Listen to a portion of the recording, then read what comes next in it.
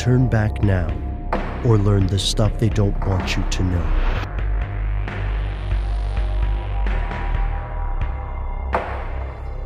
Here are the facts. The calendar is one of mankind's earliest inventions and one of its most important. The ability to anticipate the seasons led to the regulation of society and agriculture. Without a calendar, we could not foresee seasonal changes, and we would not have the division of minutes, hours, and days. The calendar is humanity's attempt to measure time itself. Of course, it's not perfect. Throughout history, cultures have created their own calendars, meant to commemorate social events as well as changes in climate. For thousands of years, nations across the world had separate calendars and measures of time. Today, most of the world runs on the Gregorian calendar of 365 days to a year, but other calendars still exist. For example, groups in Guatemala use the Quiche Maya calendar, while the Islamic world uses a lunar calendar and North Korea counts the years from the day of its independence. However, all countries are familiar with the Gregorian calendar and use it when conducting international business. It has drawbacks, but it works well enough to unite the planet. After millennia of struggling through uncertainty, we have finally agreed on the time. But what if we're wrong?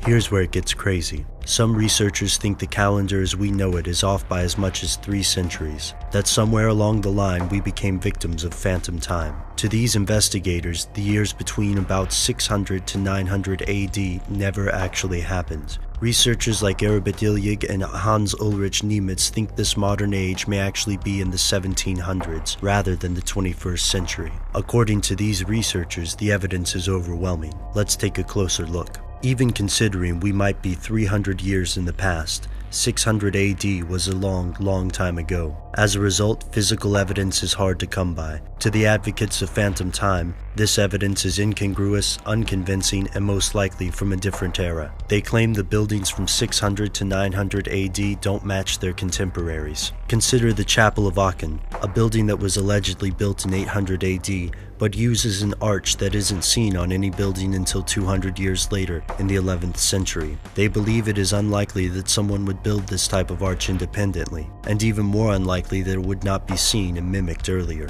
These theorists also believe that based on the conversion dates of the Gregorian and Julian calendars, Julius Caesar had actually been dead for more than a century when the Julian calendar was introduced. And that's not all. Various prominent historical figures, chief among these being Charlemagne, are said to have been assigned to the wrong time period or made up entirely. The theorists also believe that inefficiencies of dendrochronology, the science of measuring time through tree rings, attributed to this phantom time.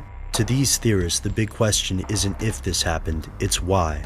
Did Otto II conspire to place his reign in the year 1000, a more auspicious time than the 700s? Is Constantine VII's brutal revision of Byzantine history to blame? Or could it all be an accident? We know the search for a reliable calendar has generated problems before. For example, when Britain adopted the Gregorian calendar in 1752, the discrepancy had grown to 11 days, and citizens across Britain rioted, believing these 11 days were stolen from their lives. But to mainstream scientists, the evidence given by these theorists is circumstantial at best. The phantom time hypothesis lingers on the fringe of accepted historical research despite the protest of its champions. Many phantom time theorists believe that the mainstream world has simply decided to ignore the issue, perhaps because of its unorthodox nature. After all, if our modern calendar is hundreds of years off, it will require a profound revision of history.